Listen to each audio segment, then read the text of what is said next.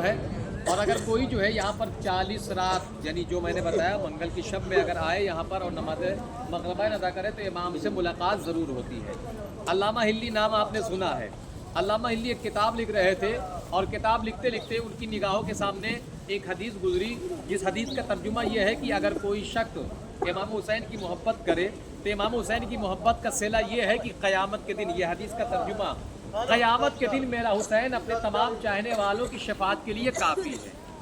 जब उनकी निगाहों के सामने, अल्लामा हिल्ली की निगाहों के सामने ये हदीस गुजरी कि मेरा हुसैन क़यामत के दिन अपने तमाम चाहने वालों की शफाअत के लिए काफ़ी है। अब अल्लामा हिल्ली क्योंकि वो मरजा है, मुज्तहिद है, पढ़े लिखे हैं, आलिम है, उनकी समझ में ये नहीं आता कि इमाम हुसैन की एक ज़ात, तन्हा एक ज़ात क़यामत के दिन न जाने आदम से लेके क़यामत तक न जाने कितने लोग होंगे और कितने लोगों की शफाअत करेंगे इमाम हुसैन। अब उनकी समझ में जब ये बात नहीं आई, बहुत हदीसें ढूंढी तो रवायतें ढूंढी लेकिन न मिला।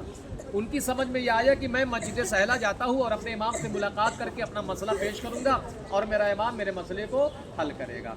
अब यहाँ से तकरीबन 30 किलोमीटर के फासले पर हिल्ला है। हिल्ला के रहने वाले थे अल्लामा हिल्ली। उन्होंने इरादा किया और हर मंगल को रात में हिल्ला से पैदल यहाँ चल के आते थे। आप सोचिए, हर हफ्ते पैदल यहाँ चल कर आते थे। 1 हफ्ता, 2 हफ्ता, 3 हफ्ता, 10, 20, 25 ऐसे गुजरता गया। 39 हफ्ता गुजर गया लेकिन इमाम ज़माना से मुलाकात न हुई।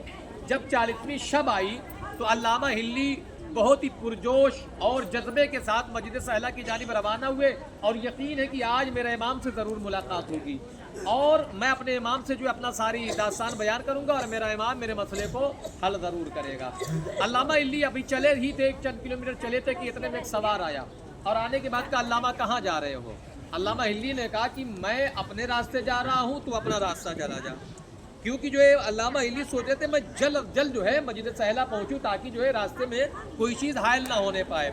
फिर आगे बढ़े और उसके बाद चंद किलोमीटर फासले पे पहुँचे थे कि फिर एक शख्स आया और आने के बाद का अल्लामा कहाँ जा रहे हो? अल्लामा हिल्ली ने फिर वही जवाब दिया। फिर उसके बाद अल्लामा हिल्ली आगे बढ़ गए और उसके बाद जो है एक फिर जवान आया, एक सवार आया और आने के बाद का अल्लामा कहाँ जा रहे हो? अल्लामा हिल्ली ने वही जवाब दिया। लेकिन अब आने वाला सवार कह रहा है अल्लामा लग रहा है परेशान हो, अगर जो है आप परेशान हो अपनी परेशानी बताओ, हो सकता है आपकी परेशानी मैं हल कर दूं। अल्लामा हिल्ली ने कहा कि परेशान तो हूँ, कोई मसला है, लेकिन उस मसले को जब मैं नहीं हल कर पाया तो तू कैसे हल कर पाएगा? आने वाले सवाल ने कहा कि अल्लामा मसले को बयान फरमाए, हो सकता है मैं आपके मसले को हल कर दूं। अल्लामा हिल्ली ने कहा कि मैं इसको जल्दी से बयान कर दूं ताकि मैं जल्द मस्जिद सहला पहुंच जाऊं ताकि नमाज मगरिबैन छूटने न पाए। अल्लामा हिल्ली ने बयान किया कि मैं फला किताब जो है पढ़ रहा था और लिख रहा था। उसके बाद एक हदीस गुजरी मेरी निगाहों के सामने कि मेरा हुसैन क़यामत के दिन अपने तमाम चाहने वालों की शफाअत करेगा। मेरी समझ में ये नहीं आ रहा है कि इमाम हुसैन तन्हा एक शख्सियत, एक दात है और क़यामत के दिन कितने लोगों की शफाअत करेंगे। मैं इसी को या इसी के हल के लिए मैं मस्जिद सहला जा रहा हूँ ताकि मैं अपने इमाम से ये सवाल दरिया करूँ। अब उसके बाद आने वाला सवाल कहता है कि अल्लामा अगर आप इजाज़त दे तो मैं पूछता हूँ। अल्लामा हिल्ली ने कहा कि ठीक है बयान कर। आने वाला सवाल कह रहा है कि अल्लामा एक बादशाह था और वो बादशाह अपने हवाली मवाली नौकर गुलाम के हमरा शिकार पे निकलता है। जब वो जंगल में पहुँचा तो ज़बरदस्त तूफ़ान आया और ऐसा तूफ़ान आया कि वो बादशाह जो है अपने सिपाहियों से और अपने नौकरों गुलामों से बिछड़ गया।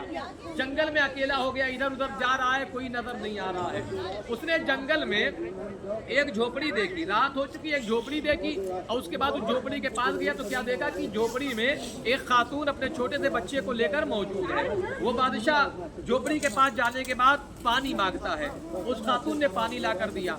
थोड़ी देर के बाद जो है वो बादशाह उस खातून से कहता है कि क्या मुझे खाने के लिए कुछ मिल जाएगा? खातून ने कहा कि मेरे पास एक बकरी है और उस बकरी का शीर यानी दूध निकाल कर मैं खुद भी पीती हूँ, अपने बच्चों को भी पिलाती हूँ। अगर तू कहे तो मैं जो है वो दूध आज तुम्हें दे देती हूँ। बादशाह ने कहा कि ठीक है वो दूध मुझे दे दो। उस खातून ने वो बकरी के दूध को निकाला, बादशाह के हवाले कर दिया। भाई बादशाह था क्योंकि उस ज़माने के बादशाह जो है न जाने क्या क्या चीज़ें खा जाया करते थे, दूध में कहाँ पेट भरने वाला। बादशाह ने थोड़ी देर के बाद फिर उस खातून से कहा कि क्या खाने के लिए कुछ और मिल सकता है? उस खातून ने कहा कि मेरे पास तो और कुछ खाने के लिए नहीं है सिवाय एक बकरी के। अगर तू ज़्यादा भूखा है तो अगर तू कहे तो मैं इस बकरी को ज़बह कर दूं और उसके बाद उसके गोश्त को भूनकर मैं खुद भी खा लूँ, बच्चे को भी खिला दूँ, तुम्हें भी खिला दूँ। बादशाह ने कहा कि अगर ऐसा हो जाए तो बेहतर है। बकरी ज़बह की गई, गोश्त निकाला गया, भुना गया, बादशाह ने भी खाया, खातून ने भी खाया, बच्चे को भी खिलाया गया।